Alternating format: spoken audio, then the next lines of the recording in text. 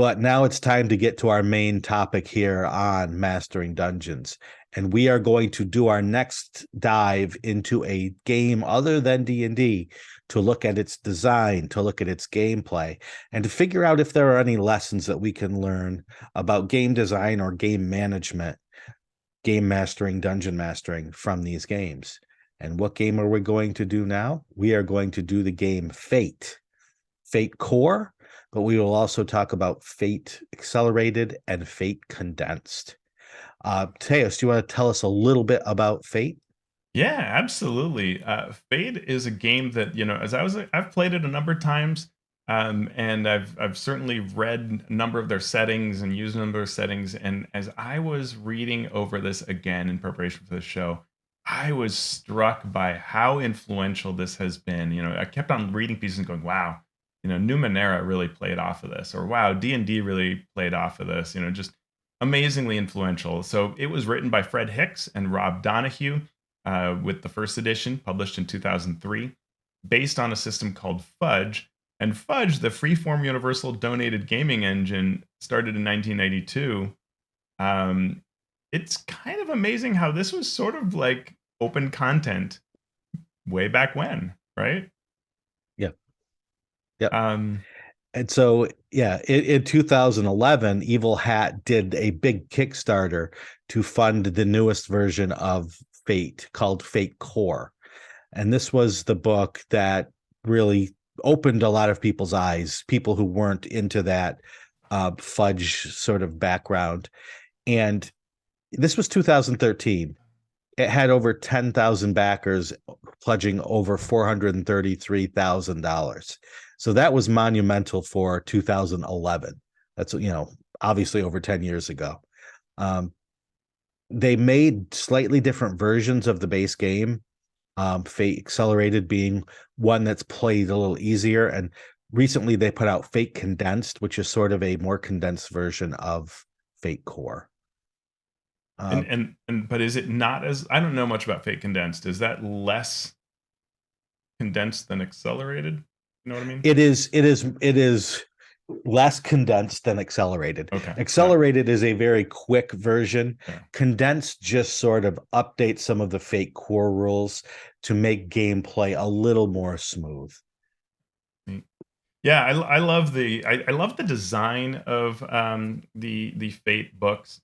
It has simple art inside, but it's really nice layout. I love how things are indexed and all of it. It's a really quite a joy to read. And the same is true of the Fate Accelerated, which I also have. I greatly appreciate that.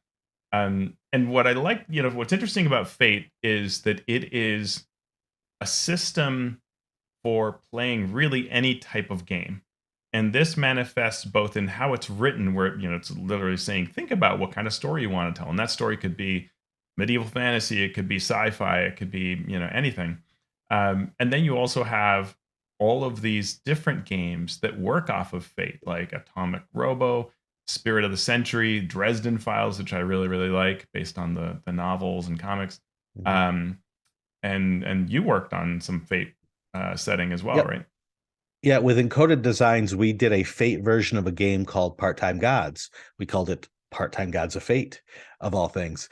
And it really was a fun way for me, as I did sort of the editing and development on the back end, but it was a great way to see a different game in progress and see how this system could be so flexible and yet still so good, and you could add to it or subtract from it in ways that fit the genre that you were working in. Yeah. And you have a comment here about comparing sort of D&D and Fate and sort of the freedom you have with your character that I think is pretty cool. Yeah, I don't know where I said that, but I will Uh, oh, I'm highlighting as we right see there. it. Yeah, so we had this conversation on the Eldritch Lorecast maybe last week or 2 weeks ago, where it was, how do you teach D&D to new people? Mhm. And one of the things I said was, do not go into it saying you can do anything you want. That's one of the selling points, and I've said that hundreds of times teaching new players D&D, because it's sort of true based on a board game or a video game. But D&D doesn't want you to do anything you want. You have powers and attributes and things on your character sheet, and the game expects you to use those things in a certain way. So if you say to a player, you're playing a wizard, you have all these spells, but you can do anything you want. And when they're facing the dragon, they run up and try to stab it with a dagger. Right? That's not, Yeah. you can do that, but that's not what the game wants you to do. Fate and its variations want you to do anything, Mhm. because the rules are there in a way that will allow that to happen through storytelling. So that's why I like to teach people Fate when they have been playing D&D, to show them not just what makes Fate great, but what makes D&D great and how that plays out by the rules for D&D. Yeah, good point. And that's one of the things I love about playing games like Fate is that when you see kind of how open it is, then you also want to look at your D&D game and think about how to create more of that openness as well, which I Mhm. think is something that we saw in 5e's design as compared to previous editions, where not only had the D&D design team played through all of the editions of D&D, but they played a lot of other RPGs and said, okay, let's try to create openness. Mhm. And sometimes they succeeded and sometimes they failed, right? Part of the concept of Yeah. inspiration was this idea of trying to guide you off of what you could argue are the aspects of your character background, but it Right. doesn't work in the same way. It Ex- may work to some exactly, extent, because but it's a different game. yeah.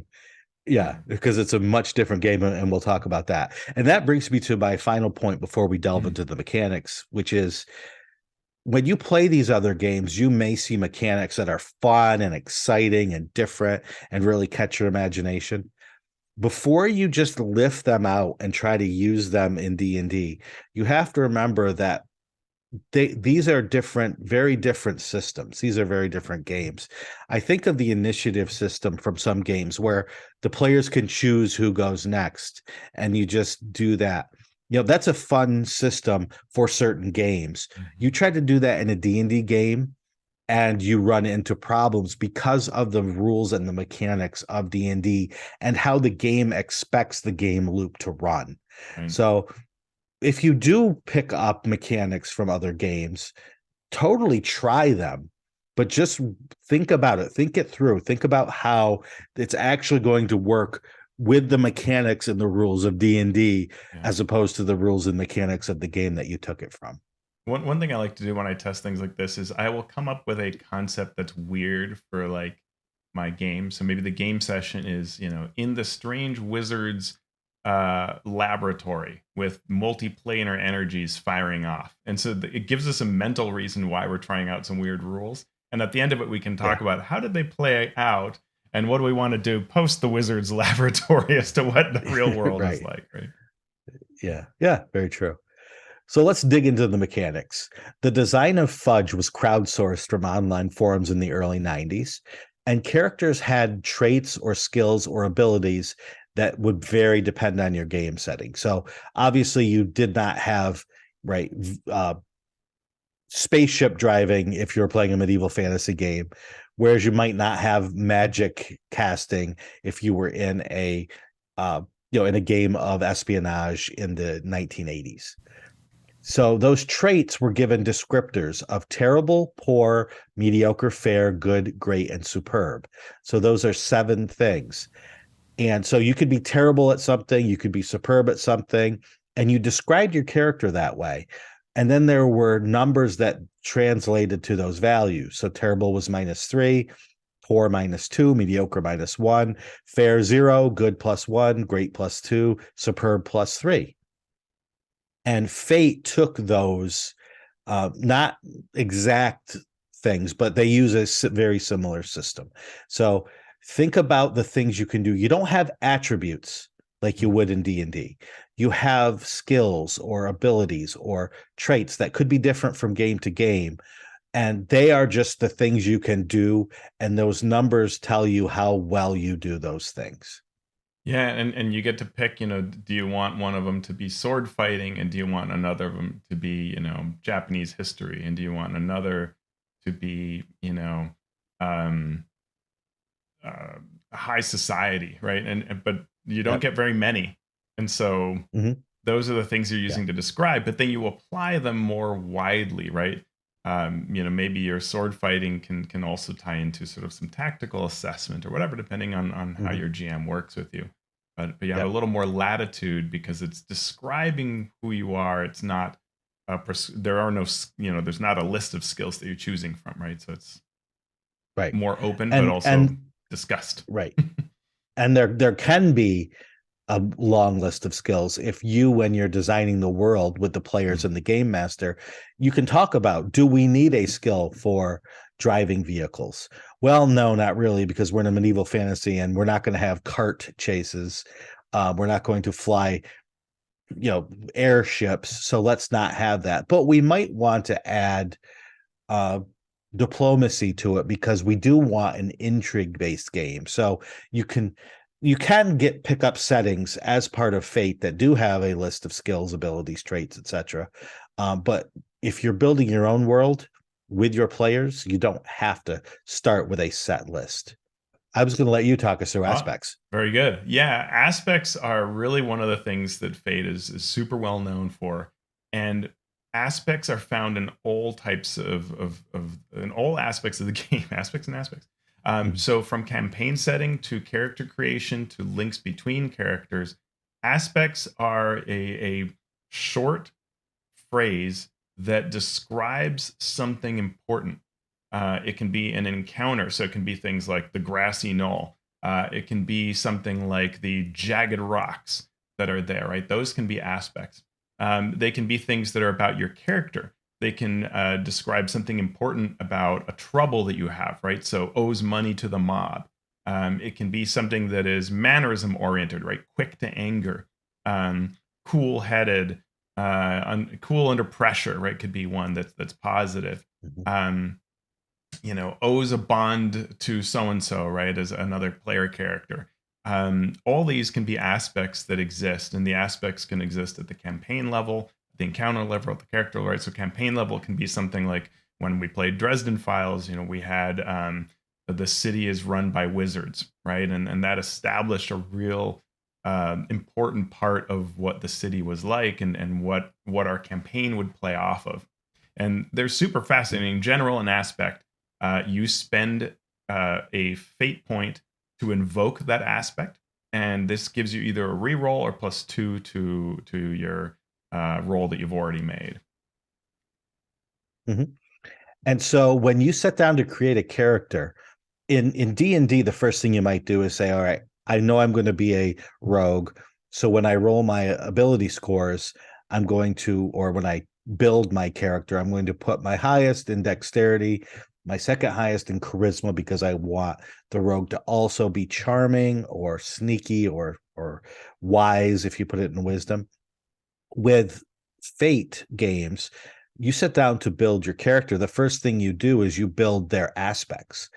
And the first aspect is called the high concept. So this high concept is who your character is in like 12 words or less.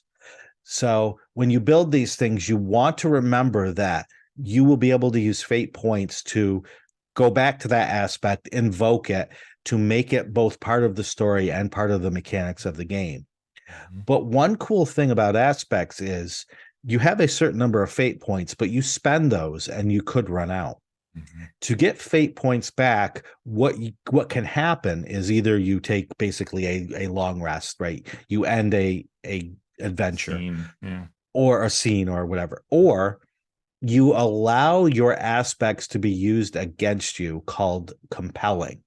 So for my main aspect, I might say something like, I'm the fifth best swordsman in all of the kingdom. So when I'm playing and I'm fighting and I really need that extra +2, I can say, well, I'm the fifth best swordsman in all the kingdom. So I'm going to spend a fate point to get a +2 on this uh, on this fight I'm in. However, the game master could also at some point come to me and say, well, you know what? You're in the middle of this battle. You're the fifth best swordsman in the land. Guess who the fourth best swordsman is? This person that you're fighting. So what happens then is the game gets harder, right? The story gets more complex, more complicated, but I get a fate point for that that lets me later Mhm. change things in my favor again. So there's this sort of storytelling currency that's happening that makes Fate and its clones a great storytelling driven game as Yeah. opposed to the mechanics driving the story. It's the storytelling that really drives the story. And if you've played the Cypher System games, you've seen how they took this and used it in their own way. But it is a really fascinating concept, and it's one I really like. I like how Spycraft sort of had an iteration of this idea of that idea that when the DM the DM can make something harder, but the player gets something for it is a really fun mechanic in this kind of game. Doesn't quite Mhm. translate to D&D that well. At least I haven't seen a good translation of it that really truly works. But this Yeah. compel system is really one of the keys that makes Fate super interesting to play. Yeah. And And it's it's gives it's important. yeah, Well, it's important to have this sort of system in these story-based games yeah, because with D&D, there's sort of micro transactions in combat, right? It's yeah, I hit, I miss, I hit, I miss, I hit, I miss. The monster hits, misses, misses, misses, hits, misses. And it's very granular. With games like this, you need the ability to change the story because so much could hinge on just one role. So much could hinge on just one thing. So you need to give the players that ability to get themselves out of hot water with these fate points whenever they need to, while at the same time complicating their lives in fun and dramatic ways on the other end of the spectrum. oh yeah. And did we mention the dice? I don't think we talked about the dice. We have not mentioned the dice because the dice are they're very important.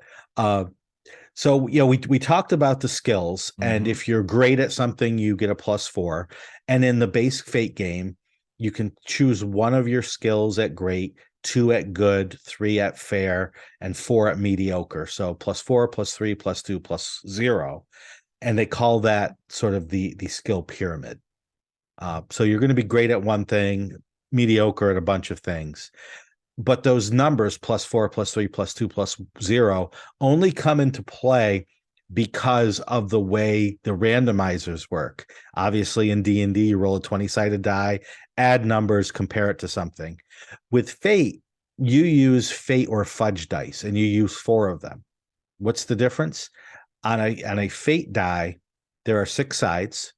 Two of those sides have a plus sign, two of those sides have a minus sign, and one side or two sides are blank. So you roll them and you add the pluses and subtract the minuses, giving you a number between -4 and +4. That's the total number of swinginess, total amount of swinginess that you can get with your randomizers, with your dice. So adding +4 to something from -4 to +4 can be very, very significant. Yeah. Using a fate point to add two to that, to add two to something, is very significant when your average die roll is going to come out to a 0.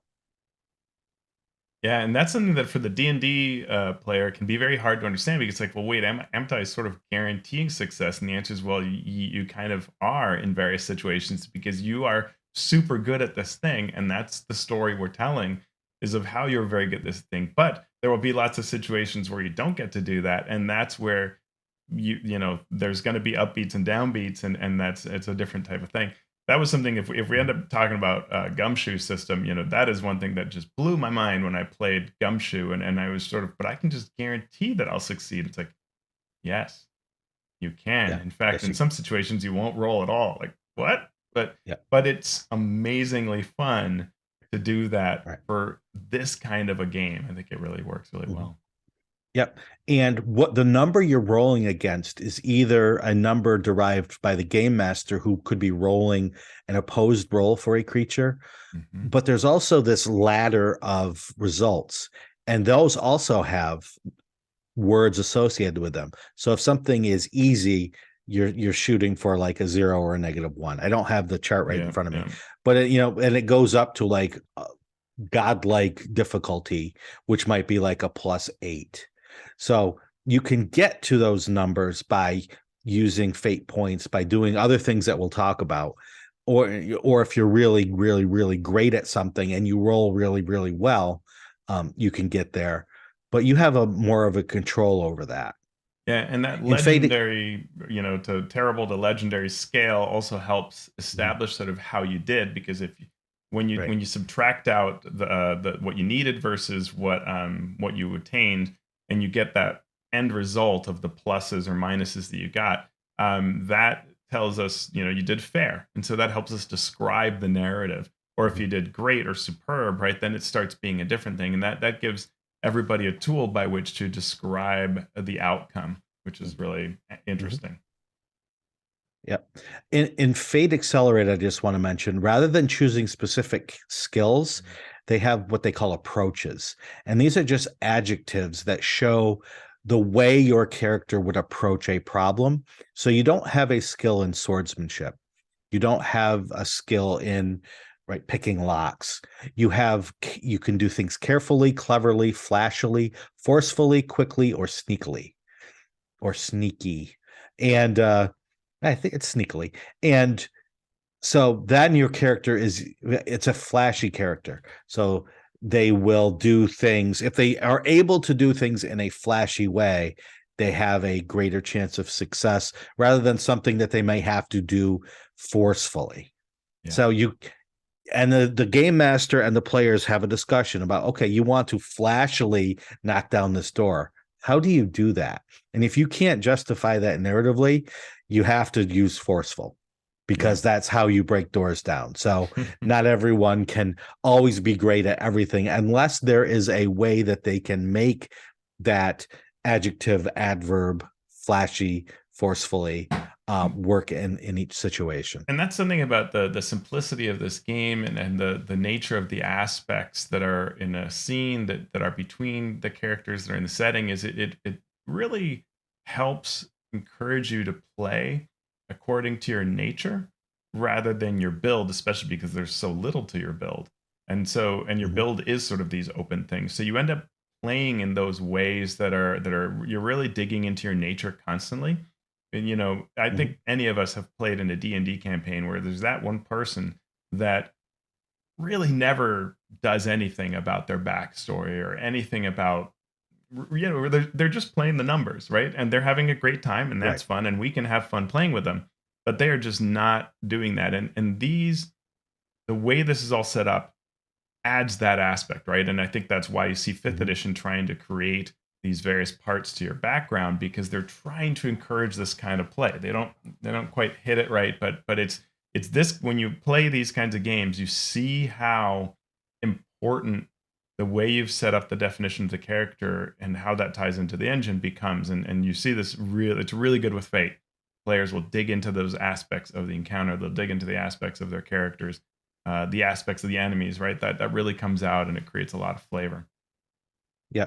So, we've talked about the character creation and we talked about the mechanics. So what can you do, right? What's the game loop? Mhm. What happens when you're actually playing? So when you try to do things, there are four actions that you can take. Those actions are attack, if you are trying to physically or mentally hurt something. Attack is doing damage. Defending is trying to stop the damage from affecting you while you are being attacked. Overcome is trying to do a thing that needs to be overcome, picking a lock, jumping over a chasm, Mhm. those sorts of things where it's not necessarily an attack or defense, but you're trying to do a thing that's not an attack or defense.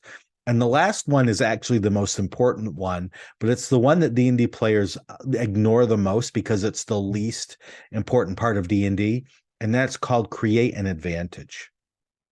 So with create an advantage, what you're doing is during a scene, you are trying to do something with your character that will make it easier for your characters, either your character or your group of characters or people on your side to do the thing that they're trying to do. So you may try to disorient your opponent by singing them a battle hymn that is known to cause confusion in enemies. You may try to throw sand in their eyes to give that temporary advantage Or to your topple team. furniture. Right. Or topple furniture, swing on the chandelier, uh, Hmm. pull boxes down onto the enemy to knock them prone. Uh, all of those things are creating an advantage. And what players who normally play D&D fail to realize is that the way the numbers work out, there are times when the only way you are going to win is if you can create an advantage, because that advantage can turn into an aspect. And that aspect is something that you can invoke often for free without spending fate points. So there may be battles where you can try to hit the dragon with your sword. And even if you roll really well and are really strong, you might be only doing one shift of damage to them. We'll talk about damage later, but you can only basically do 1 point of damage or no points of damage, even if you roll well. So you need to bump up these advantages, create these advantages, and then allow someone to use fate points and use their best abilities and take advantage of all of these temporary aspects, which are called boosts, to get that number way, way up there to do a bunch of damage all at once. And that all again, creates that kind of play that's very creative and imaginative, and it ends up being aligned with your character as well. My character is the, you know, bullheaded cop. Well, I'm gonna press all my weight against this bookcase and topple it over so that the enemy is pinned underneath, which allows us to actually damage it, right? And those kinds of Mhm. things end up all playing together and creating this imaginative play, which is a lot of fun. Yep. So those things are important. Another aspect of your, not aspect, I can't use aspect. Another element of your character is a stunt. So stunts are special traits that your character has that change the way a skill works, adds a bonus to a particular action in special circumstances, or creates some other rule exception. In accelerated, they work very well because there's a template for it. And this template comes was either comes straight from or was stolen directly by the cyber system, because because I am blank, I Yeah. get blank advantage when I do this particular thing. So because I'm a loner, I get a +2 to create an advantage when I sneakily stay out of sight of my allies. So that's a very specific situation where you get a very specific plus in when you do these things. Uh, so that is another part of your character. Equipment might give you these bonuses. Other things may give you these stunts.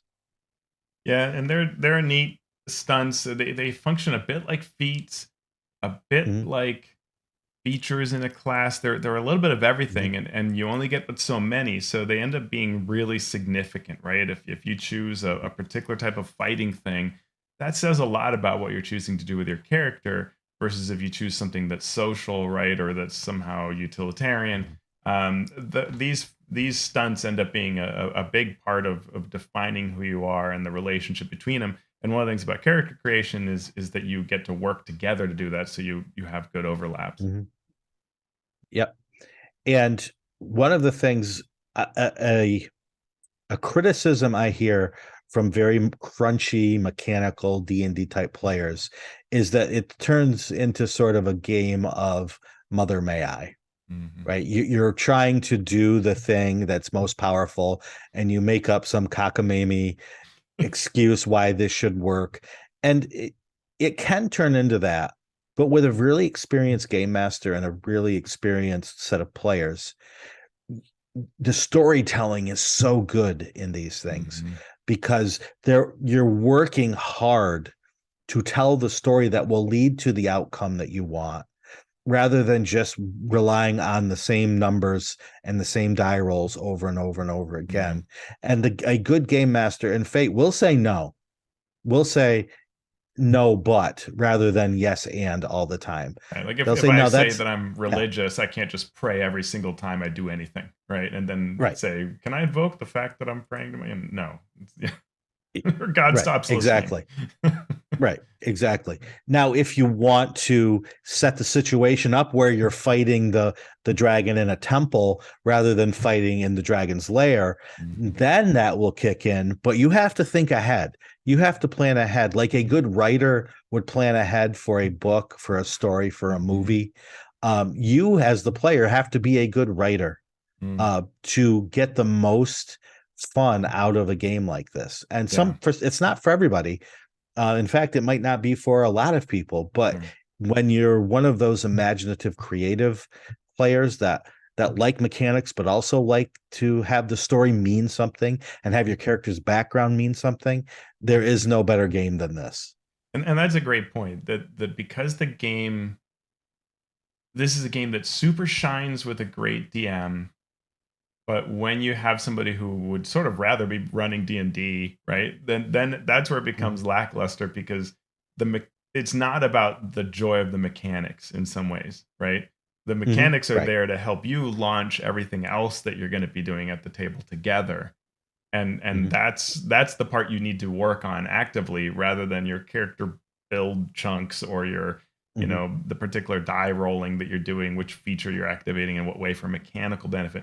D&D makes you Yeah. super happy that way, and a number of other games do, right? Where if all you do is roll dice, take damage, deal damage, that's fun in the way that a board game's Mhm. fun.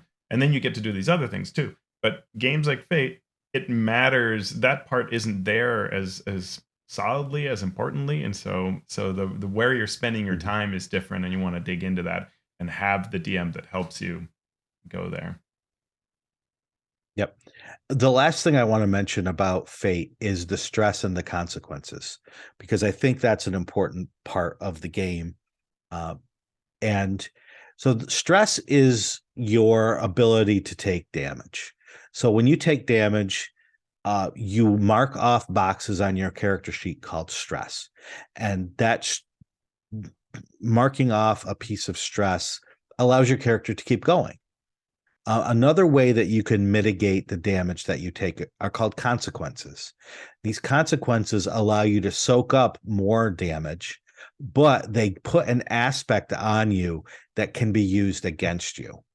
So if you're fighting a dragon and it bites you or hits you with its tail, and you say, "Well, I just took 4 points of damage.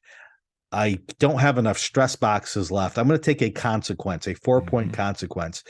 Okay, what are we going to call it? Well, okay, I have a mild concussion now.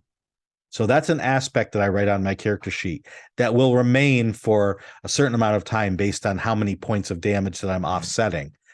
And the game master can now say, "Well, you just took that mild concussion. On your next turn, you think you're casting a spell. Guess what? Your spell, you're at a -2 on that spell because you have a mild concussion. Right. But here's a fate point that you can use later to offset or to better control the story." And so that answers for me that great question we get from players a lot, or DMs a lot, once they start thinking about D&D, which is, why am I the same at 1 hit point and full hit points? Yeah. And And yeah. in Fate, you're not. In Yeah. Fate, you have this ability to take wounds, to be damaged. And the other good thing about stress and consequences is that depending on the kind of game you're playing, this could be physical damage, this could be mental damage. You could have stress. You could have financial stress if you're a finance based role playing game. It could be heartbreak. Could be Yeah. one of the stress boxes that you. Yeah. And if you take heartbreak damage, right, you you become less likely to be able to communicate with people better. Yeah, Yeah, yeah, totally. whatever. Yeah. Yeah, and I like that it answers one of the problems of D&D, which is when you do the overwhelming battle that you didn't super realize was overwhelming, and the only answer is, well, a TPK or death or run away. But this creates a whole nother way to handle those situations. Like, yes, this is too hard a threat, which will result in consequences, but can still yield in victory because it's not just about running out of hit points, right? But so you defeated the dragon, but you were left with this thing that shapes you and Mhm. influences you, and over time you can get rid of these consequences, right? It usually takes a Mhm. while, but you're going to remember that. It's going to be part of your story, and probably even if it eventually lifts, you no longer have the concussion, you no longer have the fear of dragons, whatever it is that you decide to take. You now are still, it's part of your story, and it becomes a real part of how you identify with your characters. It's really cool. Mhm. And how damage is taken is essentially the amount of damage you take is the number above which your defense was threshold was beaten. So if the monster got a +6 for its bite attack and your defense was a +2, the difference there of 4 points is the damage that you take. And you can also take less damage, like me as the game master. I could do less damage to you, but create a temporary aspect, a boost that says, well, you only took 2 points of damage, but the room around you is now on fire where the dragon breathed. And I'm going to be able to, well, you can use it, so can I Hmm. to I can use it for free. You could use a fate point to say, well, since the room is on fire, which you created, Game Master, the other enemies that just ran into the room are going to take damage as they run through that fire. So it builds up the ability of everyone to tell a story together rather than just being told a story that you're reacting to. Yeah, great point. So that is the mechanics of fate. Now there's a whole other part of fate that we've hinted at, but we haven't gotten into yet, which we are going to tackle next week. And that is how you come together as a group to plan your campaigns and plan your characters. And this different element of fate and fate-based games is something that is very applicable to D&D, or Yeah, it can be yeah. if you choose to make it so. So we're going to give its own separate segment to give that part of Fate its due. Do you Awesome. have anything before we head out here? No, it's great. I'm looking forward to that because that's actually my favorite part of Fate is the campaign and character creation pieces that we're going to talk about next week. So I'm looking forward. Excellent. So thank you so much to all our patrons out there who keep the lights on, and thank you to our listeners who make us get up every Wednesday and put this together because we love to talk about games and we want to hear what you think about games. Thanks to our Master of Dungeon supporters. We give a special shout out to our Master of Realms supporters in our show notes. And to our Masters of the Multiverse patrons, this shout out is for you. Craig Bailey, Steve Bissonette, Evil John, Darren Chandler, Robin Dermy, Andy Edmonds at Nerdronomicon, Ben Heisler and Paige Lightman, Sean Hurst, Brian King, Travis Lee, Post Fiction RPG Audio, Eric Mengi, The Micro Ant, Sean Molly, Falcon Neal, Chance Russo at Drago Russo, Christian Simone Say It Ain't So, Joe Tyler, Mateus Valero at Twin Portals, James Walton, and Graham Ward. So thank you to all our listeners and patrons. And if you do like the show, please consider supporting us at patreon.com/mastering D&D. You can also give us a review on Apple Podcast or whatever means you listen to this podcast. And you can give comments on YouTube. And you can also subscribe there to see us each and every week. So Teos, where can people find your work?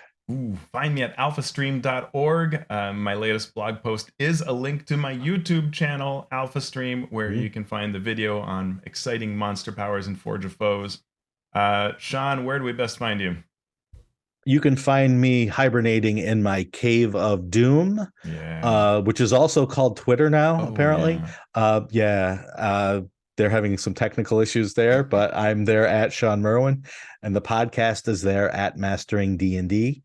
We're also on Mastodon at Dice Camp, the show is, and I am Shawn Merwin at Tabletop Social. You can also join our community Patreon. You can leave comments on the YouTube channel or just scream really loud. And if you're on either coast, we might have a chance of hearing you. Whew. So, Teos, we have fated out. What are we going to do now? I'm gonna beg everyone allow me to invoke the aspect of supporting our Kickstarters that we have going, because that'll help us greatly. Thank you, everybody. Yes, thank you for all the support. And hey, you know what? Have a fate point. Have a